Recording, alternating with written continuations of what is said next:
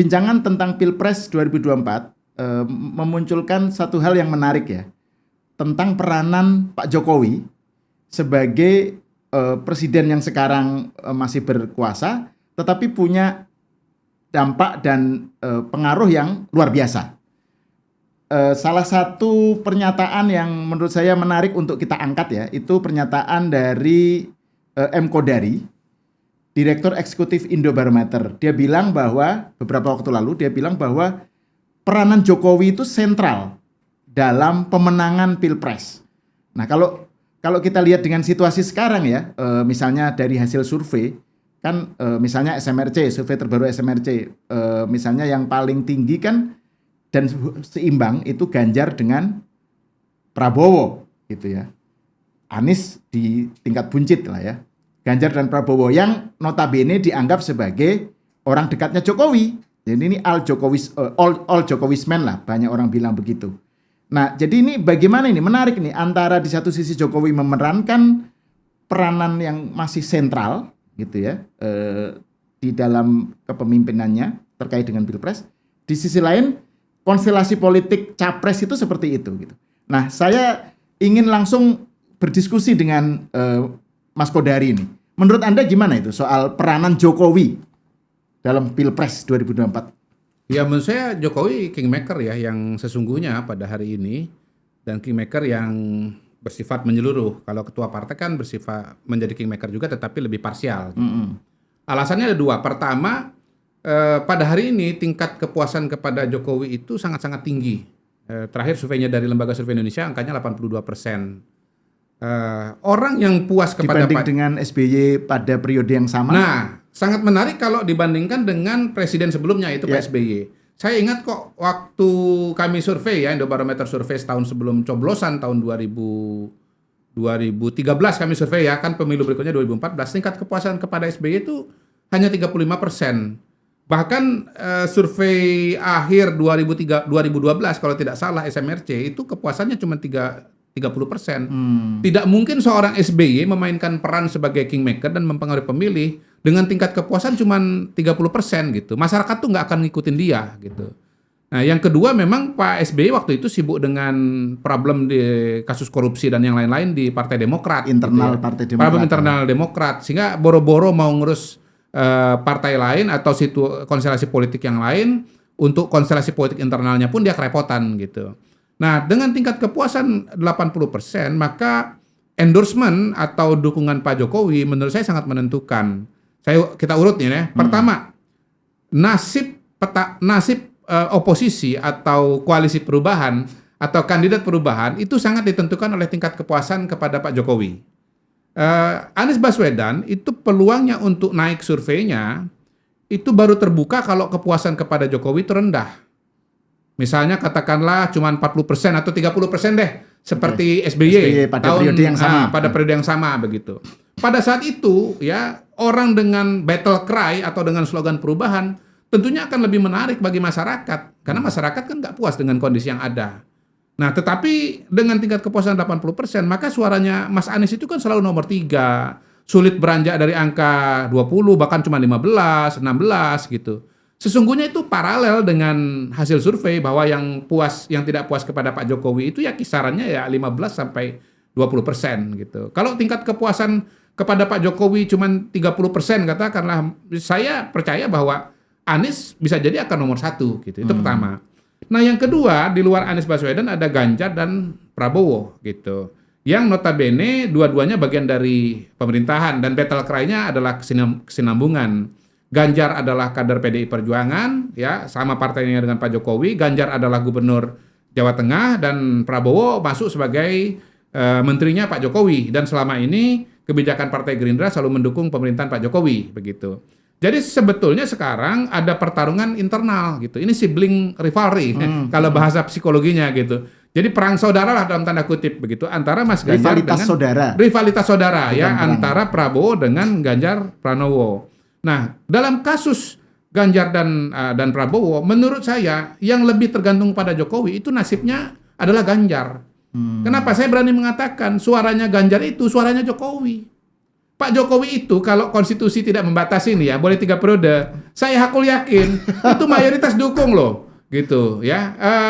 Mayoritas dukung dengan tingkat kepuasan 80%, pasti banyak yang mau memilih. Saya ingat kok survei tahun lalu tuh teman-teman survei apakah Anda setuju atau tidak dengan gagasan atau presiden 3 kali atau Jokowi maju lagi untuk yang ketiga kali. Yang setuju 40%. Itu di saat konstitusinya masih bilang 2 kali gitu loh. Ya. Bayangkan kalau konstitusinya membolehkan. Menurut saya angkanya ya tinggi sekali. Anggaplah 50, 70, 60%, bahkan bisa sampai 70% yang mau Pak Jokowi. Yang kedua, relawan-relawannya Ganjar ini juga hemat saya sebagian itu adalah relawannya Pak Jokowi gitu loh. Jadi sebetulnya nasib Ganjar itu paling tergantung kepada Pak Jokowi. Kalau Pak Jokowi kepuasannya menurun drastis 30%, menurut saya ya Ganjar akan jadi Anies sekarang. Surveinya akan nomor 3 gitu.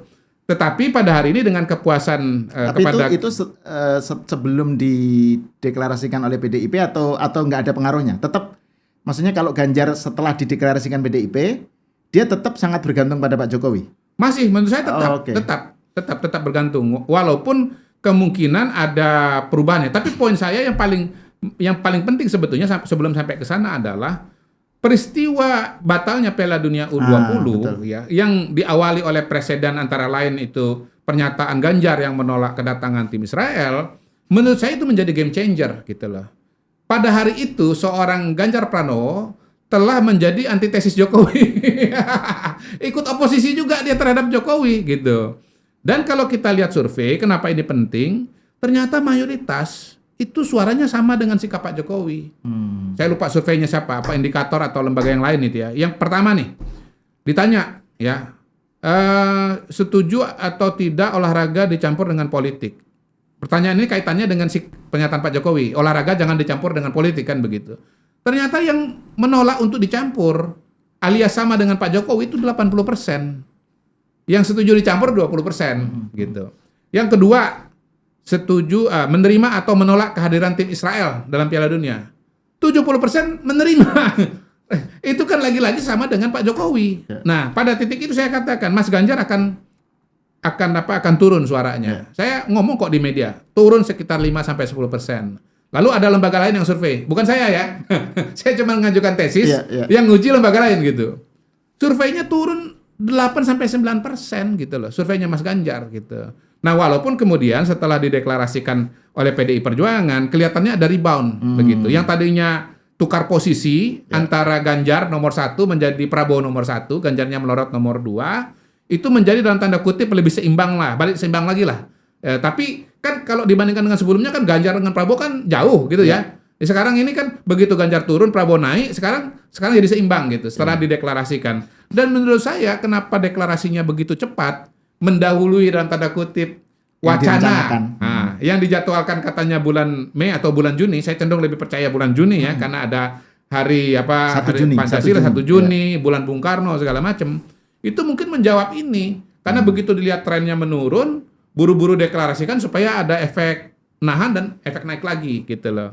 Jadi poin saya adalah bahwa baik Anies Baswedan, Ganjar Pranowo maupun Prabowo itu nasibnya tergantung dengan Pak Jokowi. Nah, dalam Prabowo kasus Prabowo, ya, itu. saya tahu. Ojo ke susu. Prabowo. Okay. Prabowo itu dia adalah bagian dari oposisi Jokowi sebelum dia masuk dalam kabinet. Dia masih punya suara di sana, walaupun mulai berbagi dengan Anies Baswedan. Tetapi pada saat yang bersamaan, dia mulai dapat juga suara dari pendukungnya Pak Jokowi, gitu loh. Nah, pada hari ini, seorang Prabowo menjadi kandidat jalan tengah. Kandidat tengah dia. Dari yang tidak mau dengan Pak Jokowi dapat, dari yang suka dengan Pak Jokowi pun juga dapat, gitu loh. Sehingga suaranya dia itu bersaing kompetitif dengan semua. Berbeda dengan Anies yang semata-mata dari yang tidak puas. Prabowo ini kalau Jokowi juga kepuasannya naik, ikut naik juga dia. Oh gitu ya? Iya dong. Prabowo ikut naik. Iya dong. Karena pada hari ini saya melihat masyarakat Indonesia itu sudah terbagi dua dalam melihat, maksud saya pendukung Pak Jokowi udah mulai terbagi dua nih. Yang mana nih yang sesungguhnya lebih sejalan, lebih konsisten dengan Pak Jokowi. Dan saya mau mengatakan pasca Piala Dunia U20, orang mulai lebih melihat Prabowo loh. Dan memang kemarin waktu suaranya turun, itu sebagian lari kepada Prabowo. Karena Ganjar telah menjadi antitesis atau menolak Jokowi, Prabowo tidak menolak. Gitu. Sehingga akhirnya sebagian yang tadinya lari ke Ganjar, kemudian geser ke Prabowo. Di luar yang kemudian jadi bingung ya, Ganjar ini terus Jokowi, tapi kok lawan Jokowi ya kan kira-kira. Dia jadi kemudian mundur gitu, belum punya pilihan. Nah inilah yang akan menjadi variabel penentu. Saya kira ya 5 bulan menuju pendaftaran dan sampai dengan Februari 2024 di mana akan terjadi pemilihan. Itu pertama ya. Kenapa Pak Jokowi penting sekali. Yang kedua, Pak Jokowi ini kan dia presiden berkuasa, petahana. Ketua umum partai politik ada di kabinetnya, menjadi anak buahnya. Nah, kemana batuknya, kemana ngedipnya Pak Jokowi menurut saya dijadikan referensi juga oleh ketua-ketua partai untuk ya katakanlah melabuhkan pilihannya atau melabuhkan dukungannya. Nah, waktu Pak Jokowi buka puasa ya di PAN itu ya, di situ kan ada partai-partai yang sebelumnya tidak terbayangkan untuk bergabung. Di situ ada Gerindra dan KIB, notabene udah punya koalisi sendiri dan kursinya udah cukup. Namanya KIR ya, Koalisi Indonesia Raya. Di sebelahnya lagi ada yang namanya KIB, isinya Golkar, PAN dan P3. Tiba-tiba mereka bergabung ya, lalu mulai muncullah wacana koalisi besar.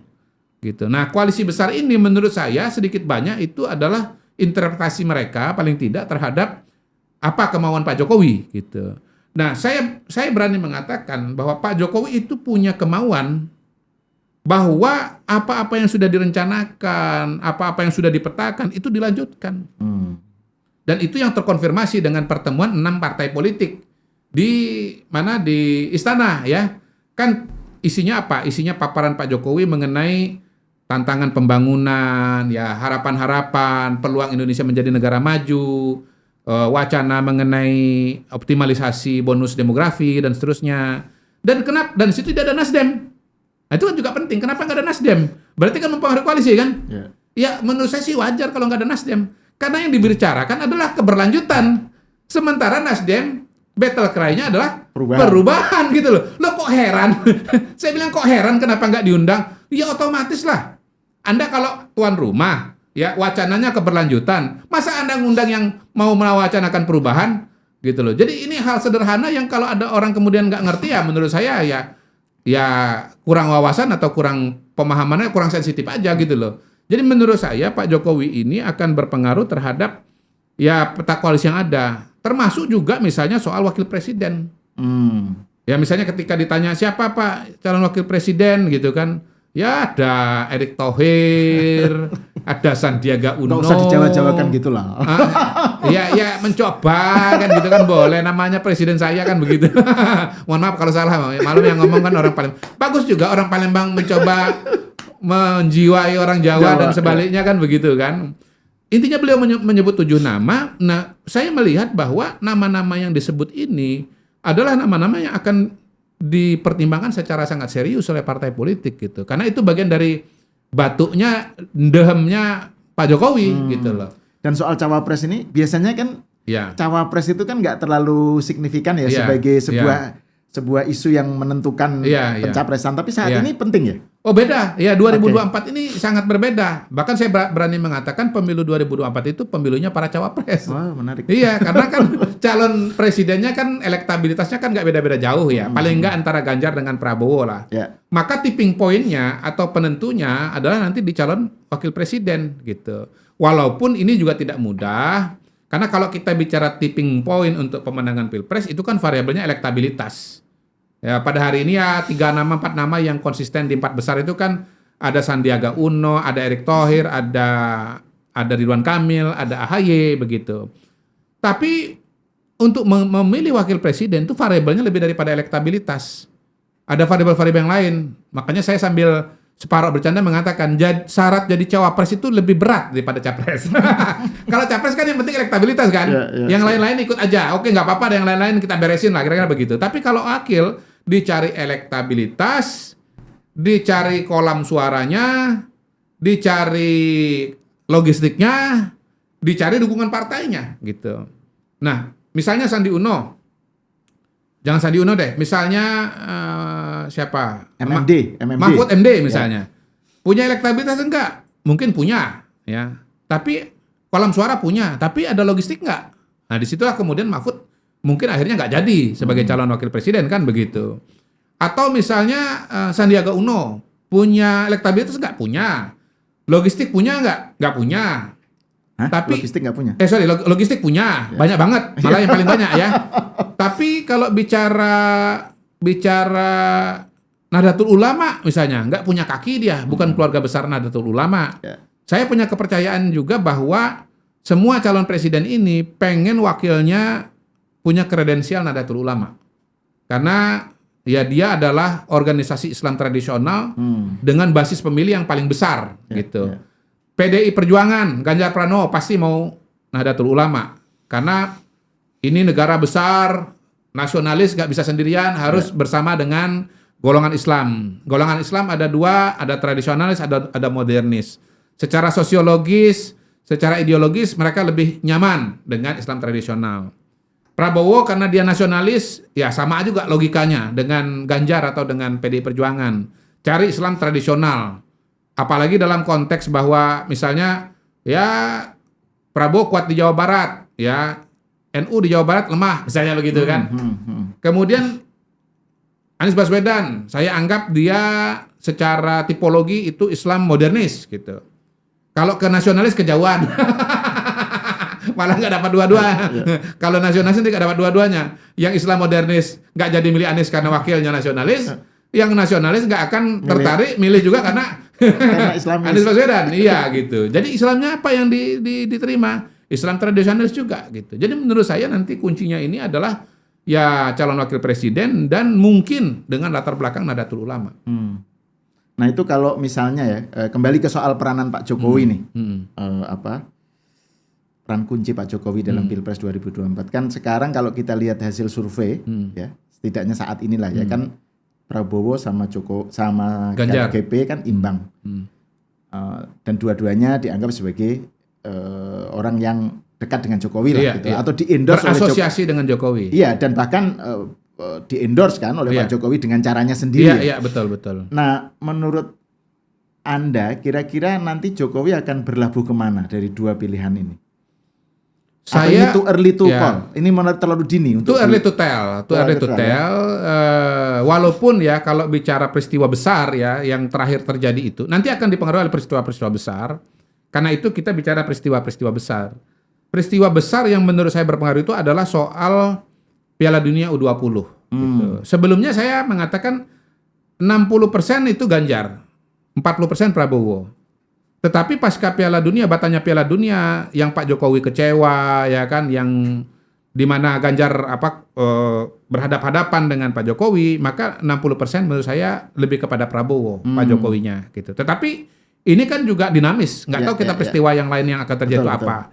Ya peristiwa yang saya antisipasi dalam waktu dekat ini adalah musyawarah rakyat yang diselenggarakan oleh para relawannya Jokowi, gitu. Kenapa itu penting? Karena ini adalah salah satu mesin politiknya Pak Jokowi selama ini, gitu. Nah, musra ini atau relawan Jokowi ini kan menanti arahan, titah, ya, atau kode Pak Jokowi akan ke siapa, gitu.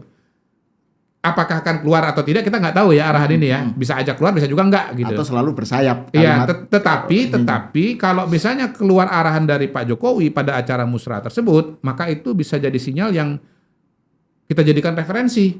Karena hadirnya Pak Jokowi itu di antara para relawan-relawan Jokowi yang selama ini notabene membantu Pak Jokowi. Relawan Pak Jokowi pada hari ini kan ada yang masih dalam tanda kutip menahan diri, ada juga yang sudah ke calon presiden tertentu gitu ya. Tetapi saya lihat sih mayoritas itu masih menahan diri gitu. Paling enggak ya kalau kita lihat misalnya organisasi yang besar kayak Projo misalnya begitu ya. Itu kan masih mengatakan kita tegak lurus dengan Pak Jokowi, setia sampai akhir dan seterusnya, yang intinya adalah masih menunggu kode dari Pak Jokowi, keputusan untuk berlabuh itu ada di mana gitu. Ya. Oke, pertanyaan terakhir nih Bung Kodari. Kan kalau tadi kembali ke soal sosok menurut capres yang menurut survei itu seimbang ya. Kita nggak bicarakan Anies lah, karena Anies sudah sejauh ini kan sudah dianggap buncit lah Ya, nomornya. kecuali kalau Ahok tiba-tiba daftar. Kecuali nanti. kalau ada Ahok lagi gitu. Nah, menurut Anda itu sebenarnya image apa yang muncul di benak pemilih ya, di Ya, benak ya. rakyat Ya, publik ketika orang menyebut Ganjar Iya, iya. dan menyebut Prabowo? Ya, ya. Karena kan dua-duanya ini dianggap sebagai pelanjut Ya, Jokowi Ya, atau ya. paling tidak dapat endorsement Ya, ya. Jokowi. Itu kan Ya. pasti ada perbedaan, ada diferensiasi Ya, ya. kan Ya, ya, gitu. ya, ya. Itu image-nya apa kira-kira sekarang ini ya? Tentu harus survei ya, Ya, ya. supaya lihat perkembangan terbaru karena yang namanya image atau citra itu kan sangat dinamis ya. Tapi saya sih menduga keras berdasarkan data-data sebelumnya, memang image yang muncul itu ya yang sifatnya deskriptif, misalnya Ganjar adalah Gubernur Jawa Tengah, kemudian Prabowo misalnya adalah Menteri Pertahanan, begitu. Mungkin juga calon presiden 2019 misalnya begitu.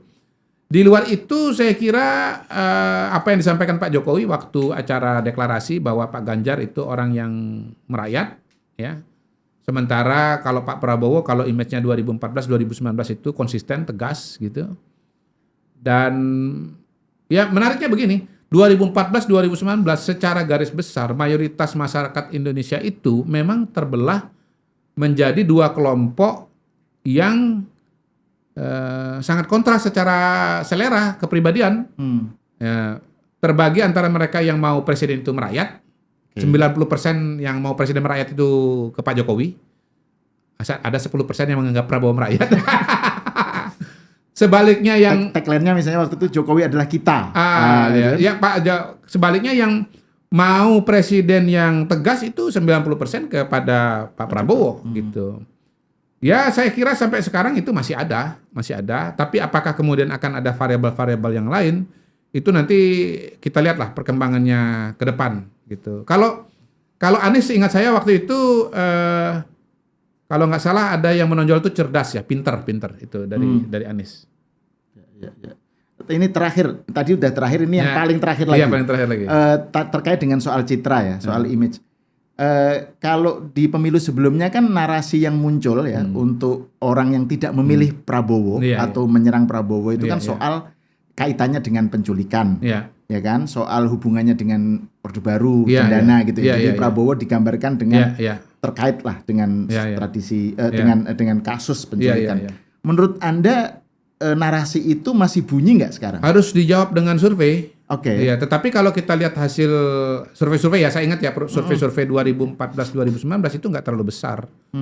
Ya mungkin satu pemilih kita kan udah generasi baru banget. Ingat ini 25 tahun loh jaraknya dengan peristiwa 98 gitu ya. Tragedi Trisakti. Ya. Yang kedua juga mungkin ada kontestasi wacana, misalnya ada yang percaya terlibat, ada yang tidak percaya terlibat gitu. Yang terlibat pun juga dua macam.